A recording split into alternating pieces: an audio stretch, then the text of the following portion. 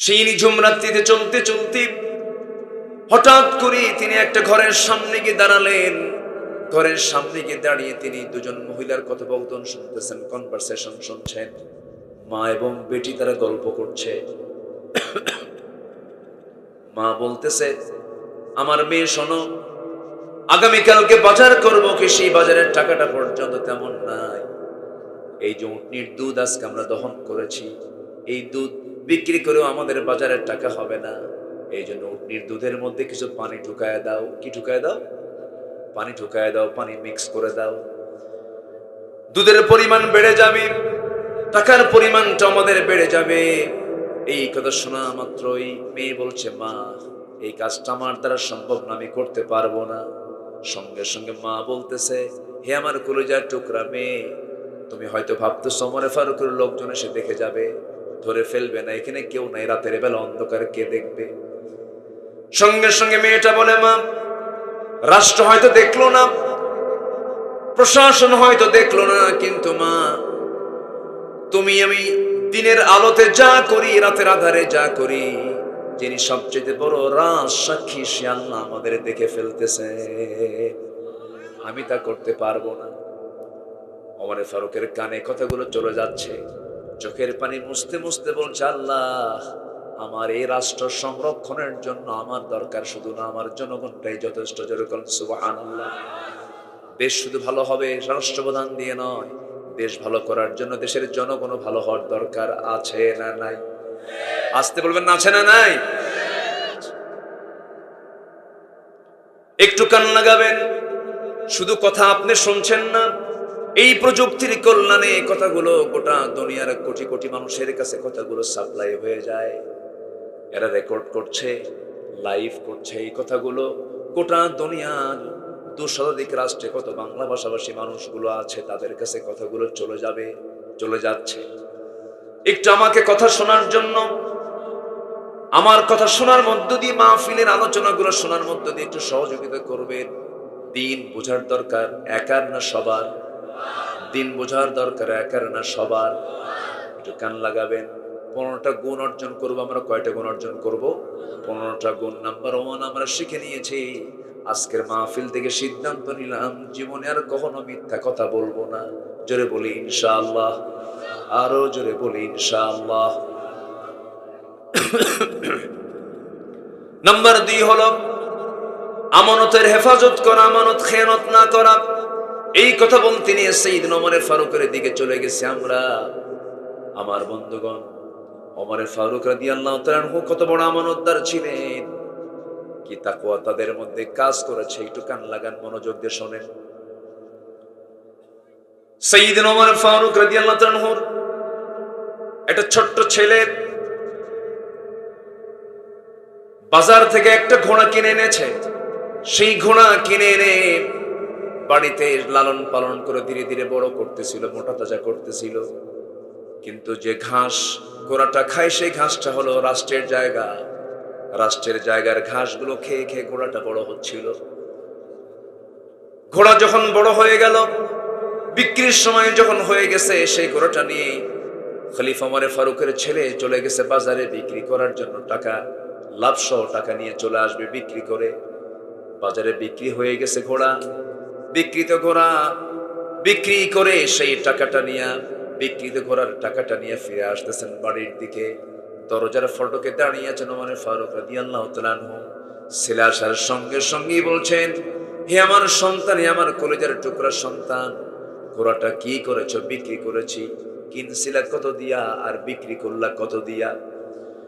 এত টাকা দিয়ে কিনেছি, এত টাকা দিয়ে বিক্রি করেছি। এই কথা শোনার সঙ্গে সঙ্গে ওমর ফারুক বললেন, লাভ হয়েছে কত টাকা? এত টাকা লাভ হয়েছে। এই লভ্যাংশের টাকাটা দয়া করে রাষ্ট্রীয় কোষাগারে জমা দিয়ে দাও। কারণ ঘোড়া তোমার হতে পারে, কিন্তু ঘোড়া তার ঘাস খেয়েছে রাষ্ট্রের জায়গায়। সম্পূর্ণ লভ্যাংশ টাকাটা এই রাষ্ট্রের কোষাগারে জমা হয়ে যাবে। জোরে বলি সুবহানাল্লাহ। এটাই হচ্ছে আমানত। এটাই কি বলেন? আসতে বলে, এটা কি আমানত।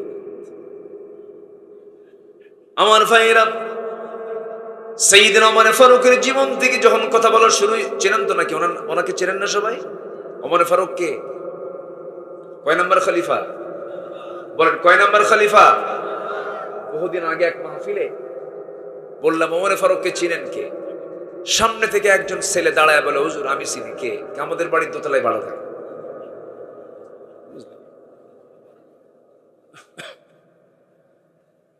বসেন, কষ্ট দিচ্ছি মনে হয় আপনাদের নাকি? অনেক রাত হয়ে গেছে, 12টা বাজতেছে। যদি বলেন শেষ করে দেবো। এই তো জি, সারা রাত এই তো দেখতেছি আরেক। জি বলি আলহামদুলিল্লাহ, খুব ভালো মানুষ আপনার। জি সম্মানিত ভাইয়েরা, সম্মানিত বন্ধুগণ, তাই তো আজকে মুক্ত মনে মুক্ত চিন্তায় কথা বলার সুযোগ আমরা পেয়েছি। আমাদের কণ্ঠ রোধ করা হয়েছে, আমাদেরকে জেলখানায় ঢুকিয়ে দেওয়া হয়েছে। আল্লামা সাইদির মতো ব্যক্তিকে কত বড় সম্পদ তিনি! শুধু বাংলাদেশের সম্পদ তিনি নয়, গোটা বিশ্ব মুসলিম উম্মার তিনি সম্পদ। সেই লোকটাকে তিলে তিলে পুড়ে পুড়ে জেলখানায় রেখে সর্বশেষ তাকে পয়জনিং করে বিষ প্রয়োগ করে হত্যা করল। তাফসীর মাহফিলের এই প্ল্যাটফর্ম থেকে সুস্পষ্ট ভাষায় জানিয়ে দিতে চাই, যেই মেডিকেল টিম কর্তৃক যে সমস্ত কুচক্রান্তকারী কর্তৃক মেডিকেল টিম গঠন করে তাকে পয়জনিং করে হত্যা করা হয়েছে, অবিলম্বে তাদেরকে গ্রেফতার করে চূড়ান্তমূলক শাস্তি নিশ্চিত করা হোক। রাজি আছেন কারা কারা? হাত উঁচু করে দেখান মুসলমান।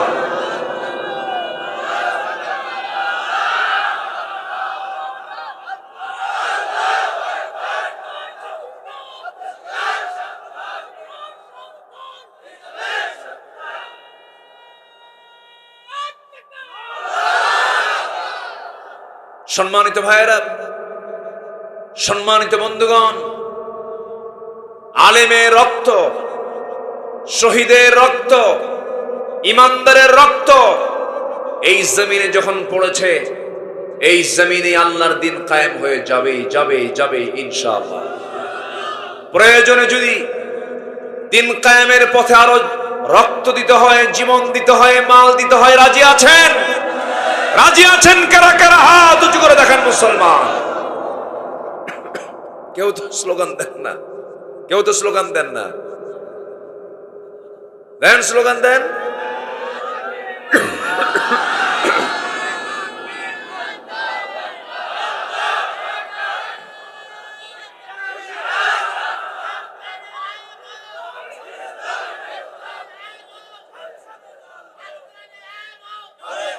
আলেম ওলামা যেখানে, আল্লাহ কবুল করুন। জোরে বলি আমিন।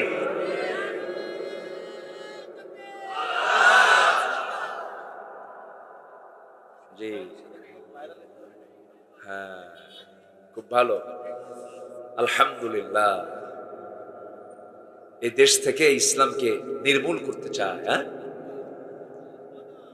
5 আগস্টের মাত্র 4 থেকে 5 দিন আগে এই দেশে এতগুলো দল থাকতে একটা দল নিষিদ্ধ হয়েছে। শুধু একটা দল নিষিদ্ধ করেছিল, ওরা একটা দলকে বেশি ভয় পেয়েছিল। সম্মানিত ভাইয়েরা, তারা নির্দিষ্ট একটা দলকে নিষিদ্ধ করতে চায় না, তারা চেয়েছিল ইসলামকে নিষিদ্ধ করতে। ইসলাম নিষিদ্ধ করতে গিয়ে তারা নিষিদ্ধ হয়ে গেছে। ঠিক কিনা? আরো ইসলামী দল আমার দেশে আছে না নাই? সেগুলো কি নিষিদ্ধ হয়েছে? বুঝতে হবে, কিন্তু অঙ্ক কষতে হবে। অঙ্ক কষে বুঝতে হবে যে কোনটা তেলবাজ, কারা তেল মারে, কারা সুবিধাবাদী। বিগত 16 বছর বিগত সরকারের যারা তোষামোদি করেছে, তেল মেরেছে, তারাই সবচাইতে বড় মুনাফিক মুনাফিক মুনাফিক। তারা এখনো আছে না নাই? আসতে বলবেন না, আছে না নাই? সোরের মুখে বড় গলা আছে কি না? আছে, বহু চাপা মারে ওরা। কিন্তু খেয়াল রাখতে হবে, সুযোগ সন্ধানী কখনো ইমানদারের বন্ধু হতে পারে না। সাইয়্যিদনা ওমর ফারুক রাদিয়াল্লাহু তাআলা আনহু কি শাসক ছিলেন, ঘুম হতো না তার। এশার নামাজ তিনি পড়তেন না পড়াতেন? বলেন বলেন। ইসলামের খলিফারা কি নামাজ পড়েছেন না পড়িয়েছেন? হ্যাঁ। রাষ্ট্রপতি পড়বে না পড়াবে? বলেন, পড়বে না পড়াবে? মোষ থাকবে না দাড়ি থাকবে? চপ্পু চপ্পু।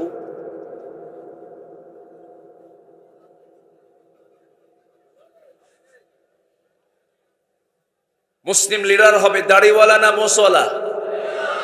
দাড়িওয়ালা না মোষওয়ালা? আর এখন নেতা হওয়ার জন্য কি লাগে? হাইব্রিড জাতের 2.5 থেকে 3 ইঞ্চি মোটা মোষ, এরকম, তাহলে নেতা হয়ে গেল। ওই সমস্ত নেতৃত্ব আর মানি না, থুতু মারি, থুতু। ঠিক কিনা? ওগুলো আমরা মানি না। আমরা সেই নেতৃত্ব মানবো যে নেতৃত্বের দিকে তাকালে আমার রাসূলুল্লাহর কথা মনে হয়ে যায়। সব দেখা শেষ।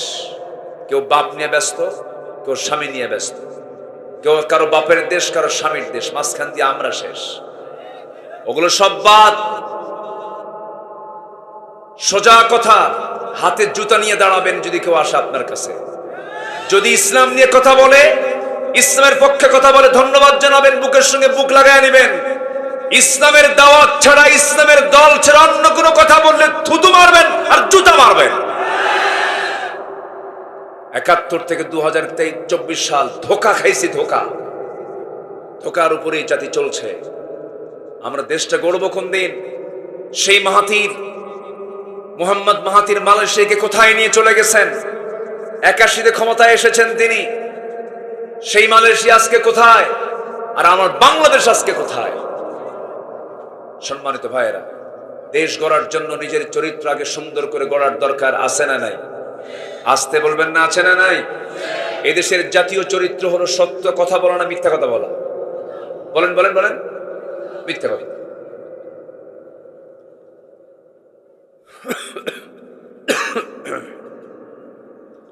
আমার বন্ধুগণ, সাইয়্যিদনা ওমর ফারুক রাদিয়াল্লাহু তাআলা আনহু অর্ধ দুনিয়া শাসন করেন। কি মানুষ! এশার নামাজ একদিন পড়ালেন, একটা রাতের কথা বলে আবার পয়েন্টের দিকে আস্তে আস্তে যাব। আমানতদারিতা কি এটা বোঝানোর জন্য বলছি আমি। ওমর ফারুক রাদিয়াল্লাহু তাআলা আনহু এশার নামাজ পড়িয়ে বাড়িতে আসলেন। বউকে বললেন, বউ আমার, দ্রুত গতিতে কিছু খাবার দিয়ে দাও, খাবার খাবো। খাবার খেয়ে বললেন, থাকো, আমার জনগণকে না দেখলে আমার ভালো লাগে না। কি যেন সমস্যায় আছে আমার প্রতিবেশীগুলো, আমি একটু দেখে আসি।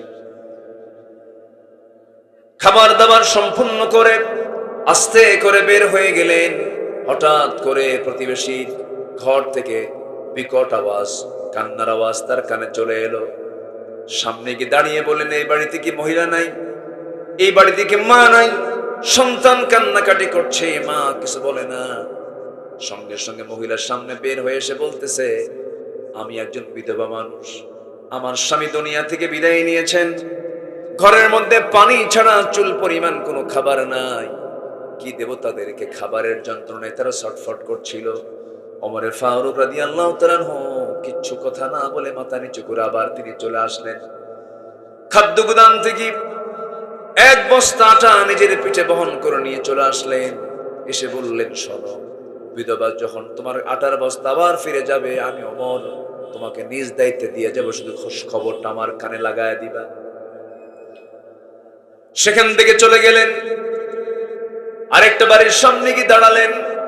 সেই জায়গায় গিয়ে লক্ষ্য করে দেখেন ভিতর থেকে কান্নার আওয়াজ, বয়স্ক একজন মহিলার কান্নার আওয়াজ, চিৎকার করে কান্নাকাটি করে। প্রশ্ন করছেন, এত গভীর রাতে মহিলা কান্দে কেন? কি হয়েছে? পেটে বাচ্চা, ডেলিভারির সময় হয়েছে, কিন্তু ধাত্রী নাই, নার্স নাই, সন্তান ডেলিভারি হচ্ছে না। কি করবেন? তিনি তো পুরুষ মানুষ। আবার গভীর রাত, সোজা বাড়িতে চলে গেলেন, বউটাকে ডাক দিলেন। ডাক দিয়ে বউয়ের হাত ধরে বলছেন, আল্লাহর কসম করে বলি, আমরা কিন্তু জনগণের শাসক নই, আমরা হলাম জনগণের খাদেম। এই কথা বলে বউটাকে বোরকা পড়ায়া নিয়া ওই বাড়ির সামনে গিয়ে দাঁড় করায়া হাত দুটো জড়িয়ে ধরে বলছে, আমার স্ত্রী, আল্লাহর কসম করে বলি, এই ঘরের মধ্যে একজন মহিলা আছে, পেটের সন্তান ডেলিভারি হচ্ছে না, নার্স নাই, আল্লাহ না করুন, আল্লাহ না করুন, যদি এই মহিলার যদি মৃত্যু হয়ে যায়, সন্তান অথবা যদি মা যে কোনো একজন যদি মারা যায় অথবা দুজন যদি মারা যায়, কিয়ামতের দিন আমি ওমর আমাকে খুনির কাতারে আল্লাহর সামনে দাঁড়াতে হবে। অতএব আমার পক্ষ হয়ে তুমি আমার স্ত্রী, আজকে তোমাকে নার্সের দায়িত্ব পালন করতে হবে। বউটাকে ঘরের মধ্যে ঢুকাইয়া দিলেন। একজন সম্রাটের বউ, একজন খলিফার বউ, তাকে নার্স বানায় ঘরের মধ্যে ঢুকাইয়া দিয়ে সেখান থেকে আস্তে করে আবার অন্যদিকে চলতে লাগলেন। চলতে চলতে লাঠি একখান নিয়ে একাকি চলতেছেন। হঠাৎ করে একটা ছোট্ট কুটির ঘর থেকে গুনগুন গুনগুন করে যেন একটা আওয়াজ তার কানে চলে আসলো। মহিলা কি যেন গুনগুন করে গায়। কান পেতে পেতে কথাগুলো শুনলেন, কিন্তু কথার ভাষা হলো বিরহের গান। একটা নারী একটা পুরুষকে পাইতে গিয়ে যে গানগুলো গায় সেই গান তিনি গাচ্ছে, ওই মহিলা গাচ্ছিল। মহিলার কণ্ঠে সে আওয়াজগুলো চলে আসতেছে। এমন জোরে ধমক মেরেছেন, এক ধমকে গান বন্ধ হয়ে গেছে। দরজার কাছে নক করছেন, দরজা খুলো। কি ঘরের মধ্যে গান গাও? দরজার খুলে না, পিছন দিক থেকে চলে গেলেন। খেজুর পাতার বানানো বেড়ার ঘর ছিল, সেই বেড়াটা টান মারলেন, খুলে গেল। ভিতরে ঢুকলেন। মোমবাতি জ্বালানো, প্রদীপ জ্বালানোর সামনে একজন মহিলা কাপা মাথায় কাপড় দিয়ে পর্দার নিয়ম রক্ষা করে দাঁড়ায় আছে। ওমরে ফারুক বলছেন, মহিলা এই গভীর রাত্রে আল্লাহর কালাম তেলাওয়াত না করে, সুন্দরভাবে তাহাজ্জুদ নামাজ না পড়ে তুমি এই সময় কেন বিরহের গান গাচ্ছ? তুমি কি জানো না এটা ইসলামী জনপদ, ইসলামী রাষ্ট্র এটা? এবার মহিলা ওমরে ফারুককে চিনতে না পেরে বলতেছে, হ্যাঁ এটা আমার বড় দোষ হয়ে গেছে, কিন্তু আমি গান গেয়েছি, এটা আমার একটা অপরাধ হতে পারে, কিন্তু তুমি আমার ঘরের মধ্যে ঢুকে একটা দুইটা নয় 3 থেকে 4টা তুমি বড় বড় ভুল করে ফেলেছ। কি কি ভুল করেছে আমি বলো? মহিলা বলতেছে, আপনি ঘরের মধ্যে ঢুকবেন, অনুমতি তো নেন নাই, সালামও তো দেন নাই। লা তাদখুলু বুয়ুতান গায়রা বুয়ুতিকুম হাত্তা তাস্তানিসু ওয়া তুসাল্লিমু আলা আহলিহা। সালাম দিলেন না, অনুমতিও নিলেন না। নাম্বার 3 হলো, আপনি আমার ঘরের মধ্যে ঢুকবেন দরজা দিয়ে নয়, আপনি বেড়া দিয়ে ঢুকলেন, বেড়াটা ভাঙলেন, আমার সম্পদের ক্ষয়ক্ষতি হয়ে গেল। নাম্বার 4, আপনি একজন পরপুরুষ, আমি একজন পরনারী, আমার পর্দার খেলাফ হয়ে গেছে, আপনি আমার ঘরের মধ্যে ঢুকেছেন, আমার স্বামী আমার ঘরে নাই। এই সমস্ত ভুলগুলো আপনি করে ফেলেছেন, আমি আপনাকে ছাড় দেব না। ওমরে ফারুক বলছেন, তুমি কি করবে বলো? আগামীকাল সূর্য উদয় হওয়ার সঙ্গে সঙ্গেই আমি তোমার বিরুদ্ধে ওমরের আদালতে গিয়ে মানহানির মামলা দায়ের করব। কার সামনে বলে? আসতে বলে, কার সামনে বলে? সেইদিন ওমর ফারুকের সামনে এই কথাটা বলে ফেলতেছেন। ওমর ফারুক তো মুসকে মুসকে হাসি মারেন। এবার তিনি বলছেন, শোনো, যে ওমরের আদালতে তুমি যাবি, আমার তো মনে হয় ওমর মানুষটা খুব একটা ভালো না। নিজেকে নিজে ভালো বলা যায় নাকি বলে? বলে ফেলেছেন। এবার মহিলা খেপে গিয়ে বলে, দোষ তো তোমার আরেকটা যোগ হলো। গোটা পৃথিবীর ভিতরে যে ওমরের নামটা সবার ঊর্ধ্বে, যিনি হচ্ছেন অর্ধ দুনিয়ার একমাত্র ন্যায়বান শাসনকর্তা ওমরে ফারুক, তার বিরুদ্ধে তুমি কথা বলো, দোষ আরেকটা যোগ হলো, আমি তোমাকে ছাড় দেব না। ওমরে ফারুক বলছেন, ঠিক আছে, আমি দোষ করেছি, আমি ভুল করেছি, তুমি যে দোষটা করেছো, তুমি গান গুনগুন করে গাচ্ছ কেন, এর কারণটা কি? এবার মহিলা বলতেছে, গান গাওয়ার কারণ হলো, আজ থেকে 4 মাস আগে আমার স্বামীর সঙ্গে আমার বিয়ে হয়ে যায়। বিয়ে হওয়ার পরে মাত্র 3 থেকে 4 রাত আমি তাকে কাছে পেয়েছিলাম। আমাদের দাম্পত্যময় জীবনটা খুব আনন্দময়, খুব সুন্দর মুহূর্ত কাটছিল। এমন সময় ওমরে ফারুকের লোকজন চলে এলো সীমান্ত প্রহরায় নিয়োগ দেওয়ার জন্য। আমার স্বামীকে নিয়ে চলে গেল। আজকে 4 মাস গত হতে চলে, আমার স্বামী কোথায় আছে, কি অবস্থায় আছে, আমার কানে পর্যন্ত কেউ সংবাদ দেয় নাই। হঠাৎ করে গভীর রাত, ঘুমটা ভেঙে গেছে, স্বামীর প্রতি প্রেম নিবেদন চলে আসছে, প্রেমটা জেগে উঠছে। সে আমার বৈধ স্বামী, লিগ্যাল স্বামীকে কাছে পাওয়ার জন্য আমি গভীর রাত্রিতে গুনগুন করে বিরহের গান গাচ্ছিলাম। ওমরে ফারুক মনে মনে চিন্তা করছেন, দোষ তার একটা যোগ হলো। আল্লাহু আকবার বলবেন না? আমানত। ক্ষমতা পাইলেই আপনি বড় কিছু হয়ে গেছেন না। যার যত বড় দায়িত্ব, তার তত বড় জবাবদিহিতা। কার আদালতে? আল্লাহর আদালতে। শুনবেন, কথা শুনবেন, আগ্রহ আছে? কিন্তু পড়ন্ত বেলায় আমাকে তুলে দিয়েছেন। সবার মধ্যে ক্লান্তির ভাব, কেউ কেউ এরকমও করতেছে, দেখতেছি তো। সম্মানিত ভাইয়েরা, খুব ভালো মানুষ আপনারা, আলহামদুলিল্লাহ আলহামদুলিল্লাহ বলেন। এশার নামাজ হয়েছে তো? এশার নামাজ হয়েছে? ফজর হবে? ফজর হবে তো ইনশাআল্লাহ? জি, আল্লাহ কবুল করুন, জোরে বলি আমিন। আচ্ছা, তাহলে 15টা গুণ আমরা আজকে শিখে যাব নিজের জীবনের চরিত্রকে সুন্দর করার জন্য, আচার আচরণের শৃঙ্খলা ফিরে আনার জন্য। কোরআন শিক্ষা দিয়েছে। কি শিক্ষা দিয়েছে? কোরআন। 1 নম্বর হচ্ছে সঠিক কথা বলো, নাম্বার 2 হচ্ছে আমানত রক্ষা করো। আল্লাহ রাব্বুল আলামিন বলেন, ইন্নাল্লাহা ইয়া'মুরুকুম আন তু'আদ্দুল আমানাতি ইলা আহলিহা ওয়া ইযা হাকামতুম বাইনান নাসি আন তাহকুমু বিল আদল ইন্নাল্লাহা নি'মা ইয়া'ইযুকুম বিহি ইন্নাল্লাহা কানা সামিআন বাসীরা। জোরে বলুন আল্লাহু আকবার। নাম্বার 3 হলো ইনসাফ কায়েম করা, সদর আচরণ, সুন্দর আচরণ করা। কোরআনে কারীমের মধ্যে একটা আয়াত আছে, যে আয়াতটা হলো সবচেয়ে ওয়েটফুল আয়াত, যে আয়াতটা প্রত্যেকটা খতিব জুমার দিনে পড়েন। আয়াতটা পড়লে সবার কমন মনে হয়ে যাবে, যারা পারেন ঠোঁট মিলিয়ে বলুন, ইন্নাল্লাহা ইয়া'মুরু বিল আদলি ওয়াল ইহসান ওয়া ইতা'i যিল কুরবা ওয়া ইয়ানহা আনিল ফাহশাই ওয়াল মুনকারি ওয়াল বাগি ইয়া'ইযুকুম লা'আল্লাকুম তাযাক্কারুন। জোরে বলুন আল্লাহু আকবার। নাম্বার 4 হলো ধৈর্য এবং ক্ষমার বিরল দৃষ্টান্ত। ধৈর্য এবং ক্ষমা থাকতে হবে। আল্লাহ রাব্বুল আলামিন বলেন, ওয়ালামান সাবারা ওয়া গাফারা ইন্না যালিকা লামিন আজমিল উমুর। জোরে বলুন আল্লাহু আকবার। এজন্য আমরা ধৈর্যের পরিচয় দেব। বিয়ে আগে না ধৈর্য আগে? ব্যবসা আগে না ধৈর্য আগে? বলেন বলেন। মাহফিলে বসা আগে না ধৈর্য আগে? নামাজ আগে না ধৈর্য আগে? দেখবেন জুমার দিন কিছু কিছু মুসল্লি সবার পরে যায় আর সবার আগে বের হয়, আছে না? আবার খতিব যদি 1:30 পর্যন্ত খুতবা দেওয়ার নিয়ম, কথা বলতে নিয়ে যদি 1:40 বানায় ফেলে, খালি ঘড়ি দেখে মুসল্লি খুতবা দেয় হুজুর, আছে না? এরকম আছে না? যিনি খতিব তিনি খুতবা দিবেন, তিনি ঘড়ি দেখবেন। মুসল্লি কি ঘড়ি দেখার দায়িত্ব? ঘড়ি দেখা মুসল্লি কিছু আছে না নাই? কি ধৈর্য আছে ওর? মাঝে মাঝে আবার খতিবকে হুমকিও মারে, হুজুর আমাদের কি সময়ের দাম নাই? এরকম করে কথা বলে, আছে কি না? সম্মানিত ভাইয়েরা, ধৈর্যের পরিচয় আগে দিতে হবে। ধৈর্য ছাড়া কোনো কিছুই হবে না। বিয়ের এই দাম্পত্যময় জীবনে চরম ধৈর্যের পরিচয় দিতে হয়। প্রায় আমাদের ফোনে ফোন আসে তালাক সংক্রান্ত, প্রায় ম্যাক্সিমাম টাইম এই ফোনটা আসে।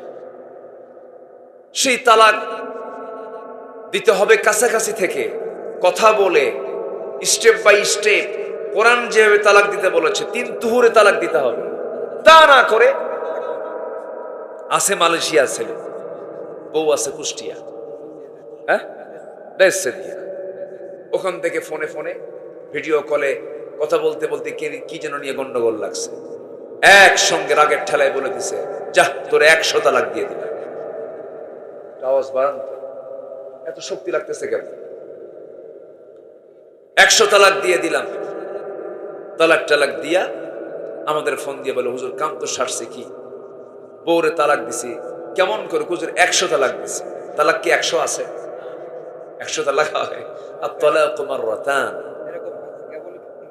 এই যে কেবলই মোবাইল করছে, ঢাকা থেকে একজন সমস্যা করছে। প্রায় এই অবস্থা হচ্ছে। এই কথাটা বলা দরকার, এই কথাটা যাওয়া দরকার, এটা ঘন ঘন যাওয়া দরকার। অসংখ্য পরিবার আছে যারা স্বামী স্ত্রীর পরিচয় দিয়ে সংসার করছে, কিন্তু এই সমস্ত তালাকের কারণে জেনা হচ্ছে। ঠিক কিনা? বাস্তব এটা। ফ্যান অফ করুন। হ্যাঁ, সম্মানিত ভাই, এরপরে তালাক টালাক দিয়া পরে আমাদের ফোন দিয়ে বলে, হুজুর কাম তো সারছে, এই করছে। কি বলছেন হুজুর? 100 তালাক দিছি, সাথে শাশুড়িও তালাক দিছি। শাশুড়ি তালাক হয়? শাশুড়ি তালাক হয়, তালাক তো হয়। কেন? শাশুড়ির উপরে রাগটা আরো বেশি দিল। শেষ পর্যন্ত বলে ফেললো, হুজুর ভুল তো করেই ফেলছি, এখন কি করা যায়? এটাকে নেওয়ার কি কোনো সুযোগ টুযোগ আছে? এই সমস্ত কথাগুলো আমাদেরকে বলে, মানে অকাম করবে ওরা, ফায়সালা দেবো আমরা। বুঝলেন না? এগুলো করা ঠিক না, এগুলো হারাম। এগুলো কি বলেন তো? হারাম। আল্লাহ তুমি বিকৃত পন্থা থেকে জাতিকে হেফাজত করো, জোরে বলি আল্লাহুম্মা আমিন। ধৈর্য থাকতে হবে, ক্ষমা থাকতে হবে। স্বামী স্ত্রীর মধ্যে কোনো দ্বন্দ্ব লেগেছে, এর মধ্যে সবচেয়ে বেশি ধৈর্যের পরিচয় দেবে কে? স্বামী না স্ত্রী? সব চুপ করে আছে, হুজুর কিচ্ছু কম না, কারণ পাশে বউ বসে রস শুনতেছে। বলে হঠাৎ করে আমার ঠান্ডা লাগছে, কফ বুকে জমা হয়ে আছে, খুব কষ্ট করে চাপ প্রয়োগ করে আমাকে কথা বলতে হচ্ছে। একটু আমাকে সময় দেবেন, আর একটু সময় বলেই আমি 15টা পয়েন্ট শেষ হবে, আমার আলোচনাও শেষ হয়ে যাবে। জোরে বলি ইনশাআল্লাহ। এখন ধৈর্যের পরিচয় দিবে বেশি কে? স্ত্রী না স্বামী? স্বামী। স্ত্রী যে দেবে না তা না, অবশ্যই দিতে হবে, কিন্তু আল্লাহ তাআলা স্ত্রীদের ধৈর্য দিয়েছেন এক জায়গায়, আর আপনার ধৈর্য দিয়েছেন আরেক জায়গায়। যেরকম সন্তান কোলে নিয়ে থাকা, সন্তান লালন পালন করা, এটাতে এগিয়ে কে? স্বামী না স্ত্রী? বাবা না মা? মা আগায় আছে, আপনি পারবেন না। 1.5 বছরের সন্তানকে যদি আপনার কোলে উঠায় দিয়া, অথবা 1.5 মাসের সন্তান আপনার কোলে উঠায় দিয়া বলে, তুমি 2 দিন একটু দেখো, 2 দিন কেন, 2 ঘন্টার পরে সন্তান আছাড় মারা শেষ। এটার নাম হলো পুরুষ। এটার নাম কি বলেন? পুরুষ। পুরুষ পারবে না। এই ধৈর্য আল্লাহ তাআলা কাকে দিয়েছেন? নারীকে দিয়েছেন। আমার ভাইয়েরা, কিন্তু নেতৃত্ব দেওয়ার ক্ষেত্রে, পরিচালনার ক্ষেত্রে, সকল ক্ষেত্রে আল্লাহ রাব্বুল আলামিন ধৈর্যের পরিচয় পুরুষকে দিতে বলেছেন। আমার নবীর 4টা স্ত্রী একদিন সামনে বসে বলতেছে, হুজুর আমাদের 4 জনের মধ্যে একটা দ্বন্দ্ব লেগেছে। কি দ্বন্দ্ব? আপনি মূলত এই 4 জনের মধ্যে আপনি কাকে সবচাইতে বেশি ভালোবাসেন? রাসূল মুস্কি হাসি মেরে মনে মনে চিন্তা করেন, কার নাম বলে আমি কার কি করব, কেমনে বলি, জবাবটা কেমনে দেই? জবাব দিলেন না, শুধু বললেন, যাও, যে প্রশ্ন তোমরা আমাকে করেছো এটার জবাব দেওয়ার জন্য একটু সময় লাগবে আমার, আমি আগামীকালকে সকালে বলবো, যাও। পাঠায় দিয়েছেন। পাঠায় দিয়া রাতের বেলা করলেন কি, 2টা করে খেজুর প্যাকেট করে প্রথমে আম্মা জান আয়েশার ঘরে গিয়ে বলছেন, আয়েশা আমি তোমাকে দারুণ লাইক করি, আহিব্বুক, আই লাভ ইউ। কি বউকে বলা জায়েজ আছে না নাই? আসতে বলে, আছে না নাই? পরের বউ না নিজের বউ? হ্যাঁ, এটা যেন মনে থাকে। আমার নবীজি বলছেন, আয়েশা আমি তোমাকে দারুণ ভালোবাসি, যে 2টা খেজুর তোমাকে ভালোবেসে দিয়ে গেলাম, এই কথা যেন অন্য কোন স্ত্রী কানে না যায়। 2য় ঘরে গিয়ে তাই বললেন, 3য় ঘরে গিয়ে তাই বললেন, 4র্থ ঘরে গিয়ে বললেন একই কথা। খেজুর 2টা করে দিয়ে আসলেন। পরের দিন সকালবেলা 4 জন স্ত্রী বুক ভরা আশা নিয়ে মনে মনে ভাবতেছে, হুজুর আজকে আমার কথা বলবেন। ঘরের মধ্যে আমার নবীজি 4 স্ত্রীকে নিয়ে বসলেন। এবার বলতেছে, হুজুর আপনি বলবেন আজকে আমাদেরকে আপনি কাকে সবচেয়ে বেশি ভালোবাসেন? রাসূল বলছেন, আমি তাকেই সবচেয়ে বেশি ভালোবাসি যাকে গত রাত্রিতে লুকায় লুকায় 2টা খেজুর দিয়ে আসছি। সুবহানাল্লাহ। কি কথা বোঝা গেল? এটার নাম হচ্ছে ব্যালেন্স, ধৈর্য, ইনসাফ। আল্লাহু আকবার বলেন। আমার বন্ধুগণ, নাম্বার 5 হলো, মনে আছে কি? মনে আছে আপনাদের? নাম্বার 1 হলো সত্য কথা বলা, নাম্বার 2 হলো আমানত রক্ষা করা, নাম্বার 3 হলো ইনসাফ কায়েম করা, নাম্বার 4 হলো ধৈর্য ক্ষমার দৃষ্টান্ত উপস্থাপন করা, নাম্বার 5 হলো আল্লাহর ভয়ে কাঁদতে কাঁদতে সেজদায় লুটিয়ে পড়া। আল্লাহর জন্য কাঁদতে হবে। এই পৃথিবীতে আল্লাহ ছাড়া যে অন্যের কাছে কান্দে সে লস। সে কি? লস। বউয়ের জন্য কাঁদবেন, লস। মেয়ের জন্য কাঁদবেন, লস। ছেলের জন্য কাঁদবেন, লস। সম্পদের জন্য কাঁদবেন, লস। দুনিয়ার যার জন্য আপনি কান্নাকাটি করবেন সব লস প্রজেক্ট, কিন্তু একটা কান্নায় উপকারে আসবে যে আল্লাহর ভয়ে কাঁদবে, লুটিয়ে পড়বে, সেজদায় পড়বে। ওই এক ফোঁটা চোখের পানি যদি আল্লাহর দরবারে মঞ্জুর হয়ে যায়, 7টা জাহান্নাম নিভে দিয়ে আল্লাহ রাব্বুল আলামিন তাকে জান্নাত দিয়ে দিবে।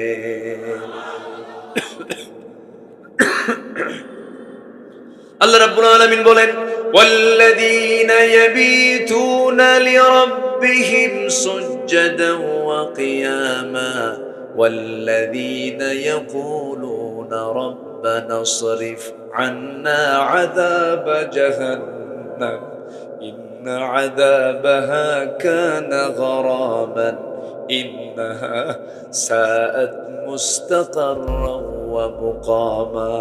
জোরে বলি আল্লাহু আকবার। আল্লাহর ভয়ে কেঁদে কেঁদে বলবে, আল্লাহ ওই জাহান্নামে ঢোকা তো আমার দ্বারা সম্ভব না, আমাকে জাহান্নাম থেকে বাঁচাও। আল্লাহ তুমি আমাকে মাফ করে দাও। যে সমস্ত বান্দাগুলো আল্লাহর ভয়ে চোখের পানি ফেলে ফেলে যায়, নামাজ ভিজায় ফেলে, আল্লাহ বলেন ওই বান্দাকে মাফ করে দাও, আমি আল্লাহ আমার ওয়াজিব হয়ে যায়। জোরে কোন সুবহানাল্লাহ। মাফ চাইবো কার কাছে? ক্ষমা চাইবো কার কাছে? চোখের পানি ফেলে ফেলে কাঁদবো কার কাছে? আল্লাহর কাছে। হারে সাহাবীরা দুনিয়াকে প্রাধান্য দেন নাই, দুনিয়াকে বিক্রি করে দিয়েছেন, আখিরাতের কাছে নয়। হ্যাঁ, আখিরাতের কাছেই তারা দুনিয়াকে বিক্রি করে দিয়েছেন। আখিরাতটা তারা কিনে নিয়েছেন, দুনিয়া তারা বিক্রি করে ফেলেছেন। একটা ছোট্ট ইতিহাস মনে পড়ে গেল, শুনবেন নাকি? আগ্রহ আছে তো? ওইদিকে ওমরে ফারুকের জীবনের একটা অংশ কিন্তু বাদ পড়ে আছে। আছে, মনে আছে? মনে আছে? আমার বন্ধুগণ, কি ছিল তাদের সোনালী জীবন? মক্কা এবং মদিনার ঠিক মাঝখান বরাবর বাড়ি। একজন ব্যক্তি, একজন সাহাবী ইসলাম কবুল করেছেন। ছোটবেলায় বাপকে হারিয়েছেন, এতিম হয়ে চাচার কাছে মানুষ হয়েছেন। সেই সাহাবী ইসলাম কবুল করলেন। চাচা এসে বলল, ভাতিজা শুনলাম কি জানো? এবারে ভাতিজা বলছে, আপনি শুনবেন কেন? দেখেন, লা ইলাহা ইল্লাল্লাহ। এই আচরণ দেখে চাচা বলে ফেললো, তুই কি জানিস তোর সমস্ত সম্পত্তি আমি জোর করে দখল করে নেব? কে চাচা, জোর করে দখল করার দরকার নাই, আমি আপোষে সব দিয়ে দিলাম, ঈমান আমার বড়। যেরকম সুবহানাল্লাহ। গায়ের জামাটাও খুলে নিয়েছে, জোর করে মারধর করে লুঙ্গিটা পর্যন্ত খুলে নিয়ে তাকে উলঙ্গ করে ঘর থেকে বের করে দিয়েছে, তাও খুশি তিনি। দরজার কাছে গিয়ে বলে, মা দরজা খুলো, তবে আমাকে দেখো না, আমাকে ছোট্ট একটা কাপড় দিয়ে দাও, সতরটা ঢেকে ফেলবো, নবীর দরবারে চলে যাচ্ছি। ঈমান বিক্রি করি নাই, দুনিয়া বিক্রি আমার হয়ে গেছে। যেরকম সুবহানাল্লাহ। দুনিয়া বিক্রি হয়ে গেছে, কিন্তু ঈমান বিক্রি হয়নি।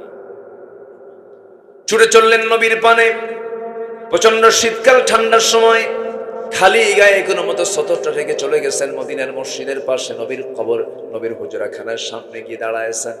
দরজায় নক করেছেন, দরজা খোলা মাত্র রাসূল দেখলেন কে যেন সামনে দাঁড়ানো, গায়ে কাপড় চোপড় নাই, নগ্ন দেহ। ভিতরে ঢুকলেন। আমার নবজি তার নিজের পরনের দুটো জুব্বা, নিজের গায়ের দেওয়ার দুটো জুব্বা আস্তে করে হাতের মধ্যে নিয়ে বললেন, যুবক এই যে জুব্বাখানা তুমি পড়ো।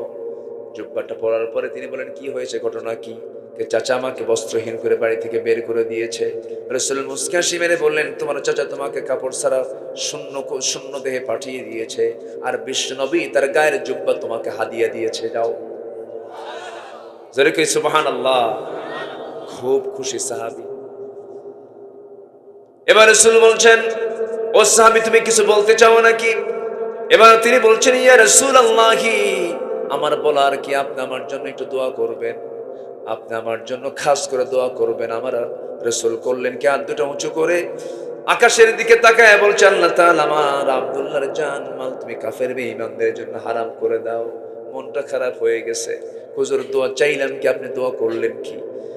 কি হয়েছে তোমার হুজুর? আমি তো শহীদ হতে পারবো না, কাফের বেঈমানদের জন্য আমি হারাম হয়ে গেছে, আমাকে মারতে পারবে না, ওরা আমাকে শেষ করতে পারবে না।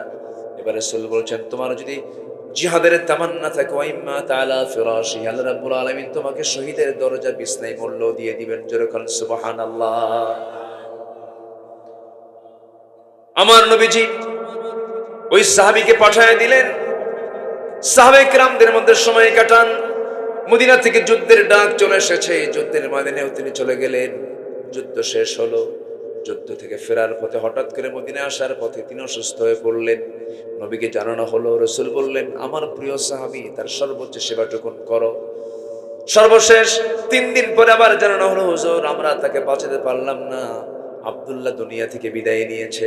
রাসূল বলেন, গোসল করাও, কাফনের কাপড় পরাও, আমার আব্দুল্লাহর জানাজা কেউ পড়াবে না, আমার আব্দুল্লাহর জানাজা আমি রাসূল নিজে তার দায়িত্ব গ্রহণ করলাম।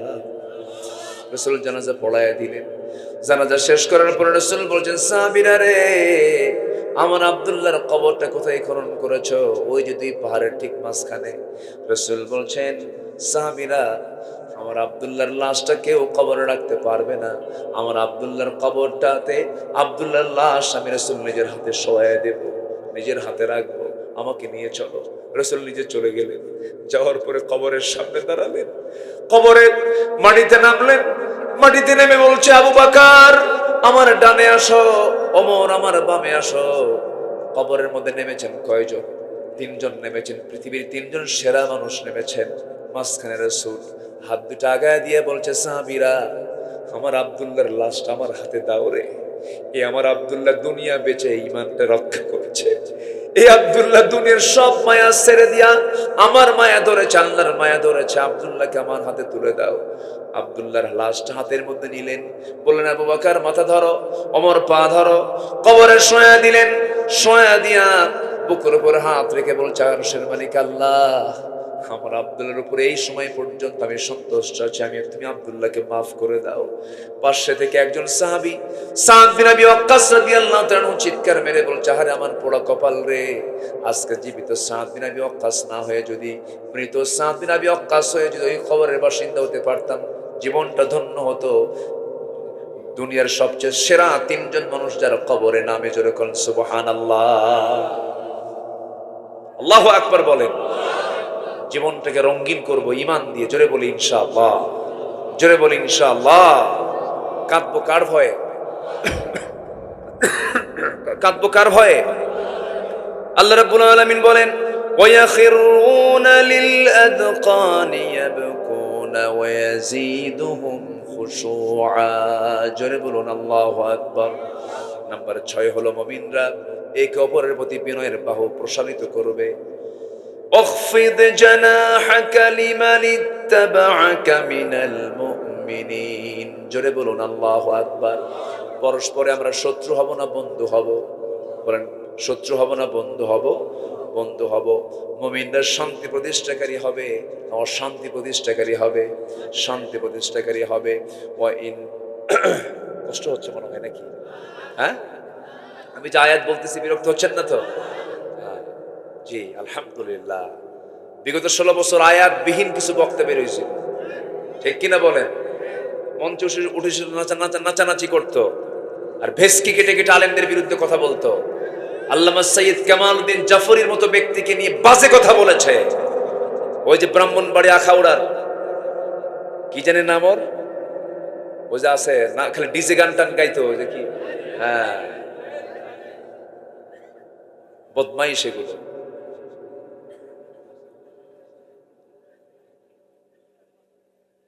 কথাগুলো তো যাচ্ছে ওর কানে তো যাবে, যা, সমস্যা কি?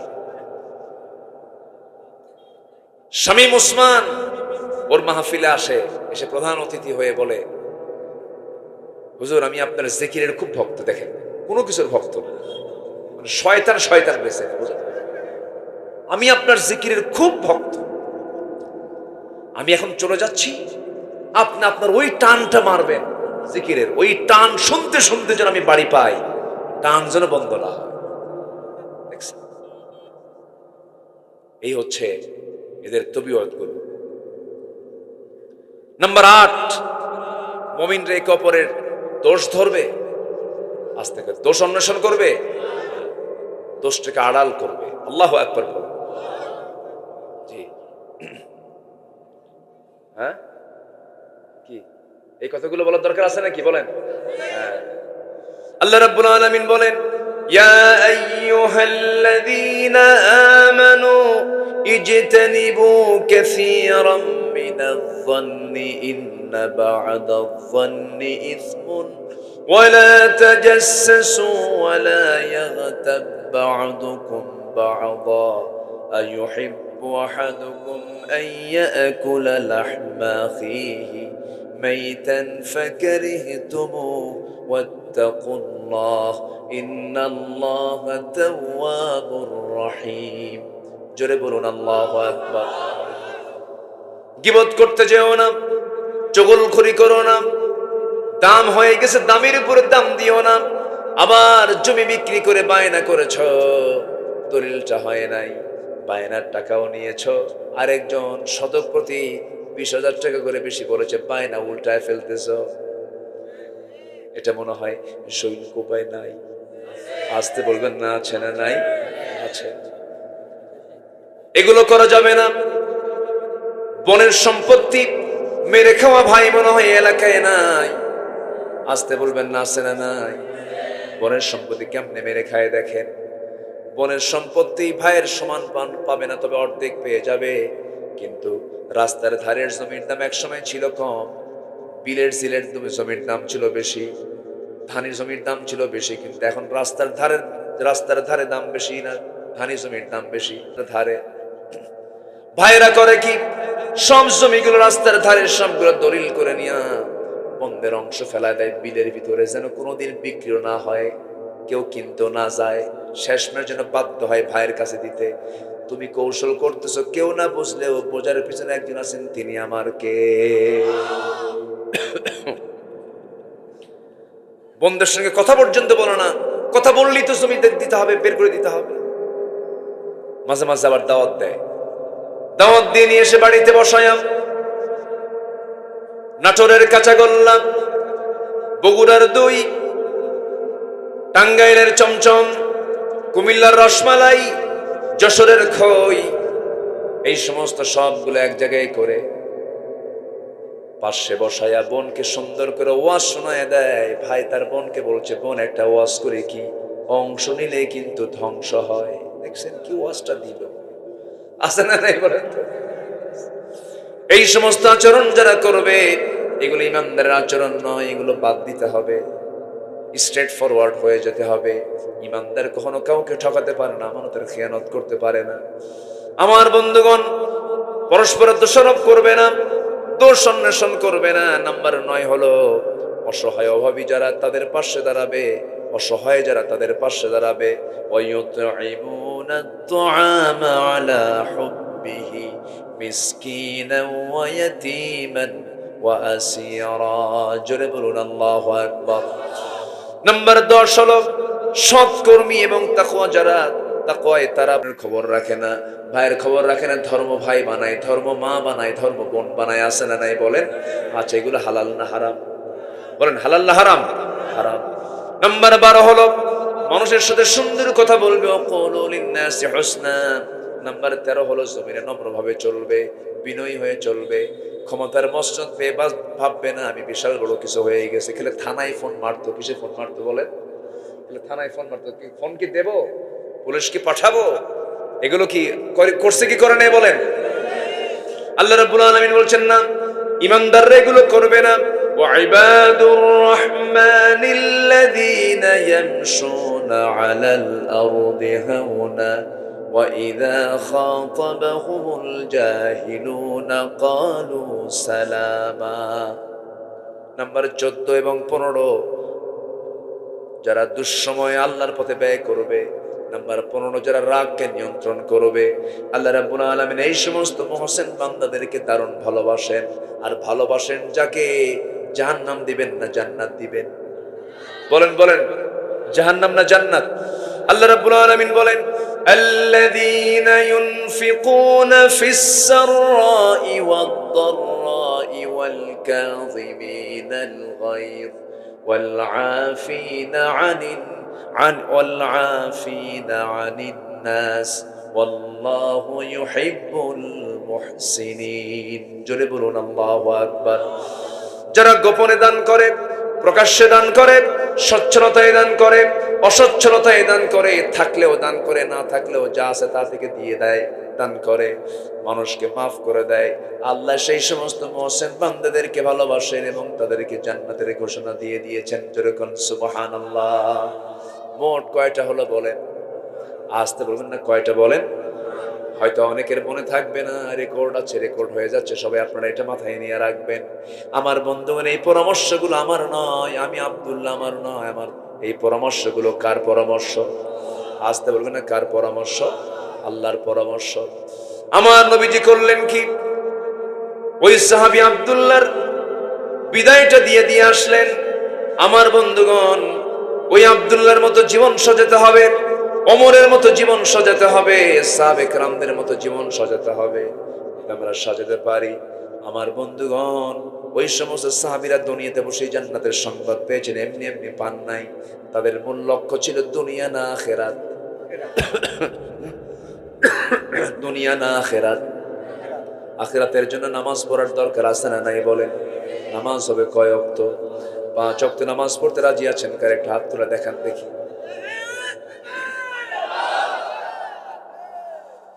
নামাজ পড়তে রাজি আছেন তো? চিৎকার মেরে বলি, ইয়া আল্লাহ, আমাদেরকে 5 ওয়াক্ত সালাত আদায় করার তৌফিক তুমি আল্লাহ দিয়ে দাও। জোরে বলি আমিন, আরো জোরে আমিন, আরো জোরে আমিন।